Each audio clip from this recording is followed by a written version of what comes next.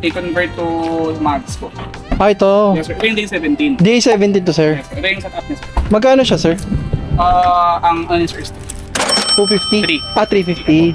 Kasi linisan pa yan. Hindi pa yan nalinis. Hindi pa totally finished to mga tol, pero malinis din yung dashboard.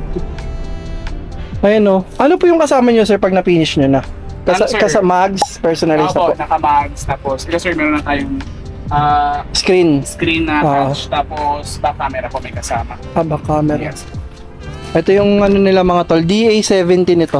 Yung DA17 nila, magkano to? 350,000 pesos. Tapos may nakamagsa siya, ikaw na yung masusunod, sir. Naka-screen. Naka-tint din, sir. Naka-tint. na. Maayos yung finish nila mga tol. Hindi pa totally to finish pero maayos yung finish nila. Nakita. Ito sir, mga for releasing. Ito yung mga for releasing na nila. Yes po, po. Konting na lang to. Ito sir, DA17 to. Ito, sir, is 64. 64. Magkano yung 64 nyo? Ito, sir, ito 60. 60. Ito medyo pasok-pasok sa ano natin po yun. Kita mo.